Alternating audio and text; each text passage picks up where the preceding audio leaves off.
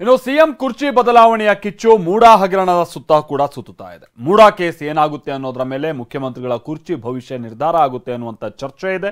ಹಾಗಾದ್ರೆ ಮೂಡಾ ಕೇಸ್ ಎಲ್ಲಿವರೆಗೆ ಬಂದಿದೆ, ಬನ್ನಿ ರಿಪೋರ್ಟ್ ಅಲ್ಲಿ ನೋಡ್ಕೊಂಬೋಣ.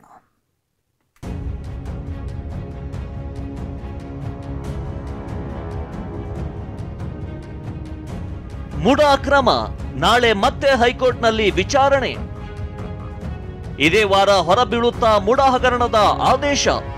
ಮೂಡಾ ಸಂಗ್ರಾಮ ಕಳೆದ 1 ತಿಂಗಳಿಂದಲೂ ಭಾರಿ ಸದ್ದು ಮಾಡುತ್ತಿರುವ ಮೂಡಾ ಸೈಟು ಹಂಚಿಕೆ ಹಗರಣ ಕ್ಲೈಮ್ಯಾಕ್ಸ್ ಹಂತಕ್ಕೆ ಬಂದಿದೆ. ಸಿಎಂ ವಿರುದ್ಧ ತನಿಖೆಗೆ ರಾಜ್ಯಪಾಲರು ಅನುಮತಿ ನೀಡಿ ಪ್ರಾಸಿಕ್ಯೂಷನ್ಗೆ ನೀಡಿದ್ದಾರೆ. ಪ್ರಾಸಿಕ್ಯೂಷನ್ ಪ್ರಶ್ನಿಸಿ ಸಿಎಂ ಸಿದ್ದರಾಮಯ್ಯ ಹೈಕೋರ್ಟ್ಗೆ ಅರ್ಜಿ ಸಲ್ಲಿಸಿದ್ದು, ನಾಳೆ ಸರ್ಕಾರದ ಪರ ಅಡ್ವೊಕೇಟ್ ಜನರಲ್ ವಾದ ಮಂಡಿಸಲಿದ್ದಾರೆ.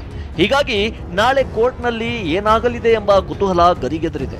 ಇದೇ ಹೊತ್ತಲ್ಲೇ ನಗರಾಭಿವೃದ್ಧಿ ಸಚಿವ ಭೈರತಿ ಸುರೇಶ್ ಮೈಸೂರು ಪ್ರವಾಸ ಕೈಗೊಂಡಿದ್ದಾರೆ. ಚಾಮುಂಡಿ ಬೆಟ್ಟ, ನಂಜನಗೂಡಿನಲ್ಲಿ ಟೆಂಪಲ್ ರನ್ ಮಾಡ್ತಿದ್ದಾರೆ. ಈ ವೇಳೆ ಮಾತನಾಡಿದ ಭೈರತಿ ಸುರೇಶ್, ಮೂಡಾ ಹಗರಣದ ತನಿಖೆ ನಡೆಯುತ್ತಿದೆ, ಯಾರನ್ನೂ ರಕ್ಷಣೆ ಮಾಡುವ ಪ್ರಶ್ನೆಯೇ ಇಲ್ಲ ಎಂದಿದ್ದಾರೆ.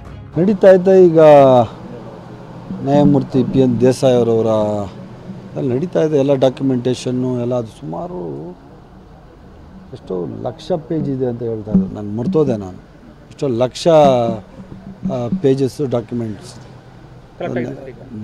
ಎಲ್ಲ ಕಲೆಕ್ಟ್ ಮಾಡಿ ಪ್ರತಿಯೊಂದು ಯಾವುದೂ ಬಿಡುವಂಥ ಪ್ರಶ್ನೆ ಇಲ್ಲ. ಯಾವ್ಯಾವುದು ಅವ್ಯವಹಾರಗಳು ನಡೆದಿದ್ದಾವೆ ಅವು ಎಲ್ಲನೂ ಮಾಡ್ತೀವಿ. ಸೊ ಎಲ್ಲ ಡಾಕ್ಯುಮೆಂಟ್ ಕಲೆಕ್ಷನ್ ನಡೀತಾ ಇದೆ. ಯಾರನ್ನೂ ರಕ್ಷಣೆ ಮಾಡೋ ಪ್ರಶ್ನೆ ಇಲ್ಲ ಇಲ್ಲಿ.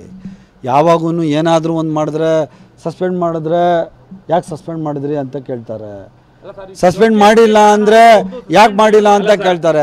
ನೋಡಿ, ಮೊನ್ನೆ ನಾನು ವಿರೋಧ ಪಕ್ಷದವ್ರು ಯಾರೋ ಮಾತಾಡ್ತಾ ಇದ್ರು, ಸಸ್ಪೆಂಡ್ ಮಾಡಿದ ತಕ್ಷಣ 1 ವಿಕೆಟ್ ಇವಾಗ ಉರುಳ್ತು, ಮಾಡಿದ್ರೇನೂ ಕಷ್ಟ, ಮಾಡಿಲ್ಲ ಅಂದ್ರೂ ಕಷ್ಟ. ಮುಂಚೆ ಯಾರಾದರೂ ಇದ್ದರೆ, ಅದಕ್ಕೆ ಮುಂಚೆ ಯಾರಾದರೂ ಇದ್ದರೆ, PN ದೇಸಾಯಿ ಅವರು ಕಮಿಟಿ ಯಾವಾಗಿಂದ ಇನ್ವೆಸ್ಟಿಗೇಷನ್ ಮಾಡ್ತದೆ ಆವತ್ತಿಂದ ಇವತ್ತಿನ ತನಕ ಆಗಿರೋಂತಹ ತಪ್ಪುಗಳನ್ನ ಹುಡುಕಿ PN ದೇಸಾಯಿ ಅವರವರು ಕಮಿಟಿ ರಿಪೋರ್ಟ್ ಬಂದಮೇಲೆ ಎಲ್ಲ ಅಧಿಕಾರಿಗಳ ಮೇಲೆ ಕ್ರಮ ತಗೊಳ್ಳುವಂಥ ಕೆಲಸ ಮಾಡ್ತೀವಿ. ಎಲ್ಲರ ಮೇಲೂ ಕ್ರಮ ಅಂತ ನಗರಾಭಿವೃದ್ಧಿ ಸಚಿವ ಭೈರತಿ ಸುರೇಶ್ ಹೇಳ್ತಿದ್ದಾರೆ. ಇದೇ ಹೊತ್ತಲ್ಲಿ ಮೈಸೂರು ನಗರಾಭಿವೃದ್ಧಿ ಪ್ರಾಧಿಕಾರದಲ್ಲಿ ಮತ್ತೊಂದು ಹಗರಣ ನಡೆದಿರುವ ಆರೋಪ ಕೇಳಿ ಬಂದಿದೆ. ಮೂಡಾ ಮಾಜಿ ಅಧ್ಯಕ್ಷ HV ರಾಜೀವ್ ವಿರುದ್ಧ ಹಗರಣದ ಆರೋಪ ಕೇಳಿ ಬಂದಿದೆ. ಒಂದೇ ದಿನದಲ್ಲಿ 848 ನಿವೇಶನಗಳ ಖಾತೆ ಮಾಡಿಕೊಂಡಿದ್ದಾರಂತೆ. 2022ರ ಫೆಬ್ರವರಿ 22ರಂದು ನಡೆದಿದ್ದ ಮೂಡಾ ಅಕ್ರಮದ ಸರ್ಕಾರದ ನಗರಾಭಿವೃದ್ಧಿ ಪ್ರಾಧಿಕಾರದ ಕಾರ್ಯದರ್ಶಿಗೆ ಹಿಂದಿನ ಮೂಡಾ ಆಯುಕ್ತ ನಟೇಶ್ ಪತ್ರ ಬರೆದಿದ್ದು, ವಿಷಯ ಅಂದ್ರೆ ನಗರಾಭಿವೃದ್ಧಿ ಪ್ರಾಧಿಕಾರದ 2018ರ ಆದೇಶದ ವಿರುದ್ಧವಾಗಿ ಬಡಾವಣೆ ನಿರ್ಮಾಣ ಮಾಡಲಾಗಿದೆ ಅಂತೆ. ಜ್ಞಾನಗಂಗಾ ಗೃಹ ನಿರ್ಮಾಣ ಸಹಕಾರ ಸಂಘದ ಅಧ್ಯಕ್ಷರಾಗಿದ್ದ ರಾಜೀವ್ 252 ಎಕರೆ ಜಾಗದ ಕೆಲವು ಸರ್ವೆ ನಂಬರ್ಗಳ ಬಗ್ಗೆ ತಕರಾರು ಇದ್ದು ಕೋರ್ಟ್ನಲ್ಲಿವೆ. ಹೀಗಾಗಿ ಮೂಡಾಗೆ ನಿವೇಶನದ ಹಕ್ಕು ವರ್ಗಾವಣೆ ಮಾಡದಂತೆ ಆದೇಶವಿದೆ. ಹೀಗಿದ್ರೂ ರಾಜೀವ್ 848 ನಿವೇಶನ ಖಾತೆ ಮಾಡಿಸಿಕೊಂಡಿರುವ ಆರೋಪ ಕೇಳಿ ಬಂದಿದೆ. ಆದ್ರೆ ಈ ಬಗ್ಗೆ ಪ್ರತಿಕ್ರಿಯೆ ನೀಡಿರುವ ಸಚಿವ ಭೈರತಿ ಸುರೇಶ್, ನನಗೆ ಗೊತ್ತಿಲ್ಲ, ವಿಚಾರಿಸ್ತೀನಿ ಎಂದಿದ್ದಾರೆ. 48 ಸೈಟ್ಗಳು ಒಂದೇ ದಿನದಲ್ಲಿ ಬಿಡುಗಡೆ ಆಗೋದಕ್ಕೆ ಸಾಧ್ಯ ಇದೆಯಾ ಮೂಡಾದಲ್ಲಿ ಅಂತ ಗೊತ್ತಿಲ್ಲ ನನಗೆ. ಅದನ್ನ ಈಗ ನೀವು ಹೇಳ್ತಾ ಇರೋದೆ, ನನಗೆ ಇದ್ರ ಬಗ್ಗೆ ಗೊತ್ತೇ ಇಲ್ಲ.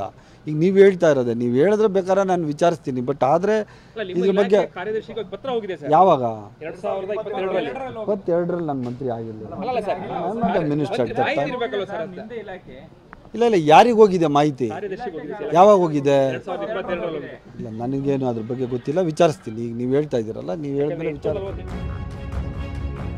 ಹೈಕೋರ್ಟ್ನಲ್ಲಿ ಮೂಡಾ ಹಗರಣದ ವಿಚಾರಣೆ ಕ್ಲೈಮ್ಯಾಕ್ಸ್ ಹಂತಕ್ಕೆ ಬಂದಿದೆ. ಹೀಗಿರುವಾಗ ಮೂಡಾದಲ್ಲಿ ನಡೆದಿದೆ ಎನ್ನಲಾದ ಹಗರಣಗಳು ದಿನೇ ದಿನೇ ಬಯಲಾಗ್ತಿವೆ. Bureau report, TV9.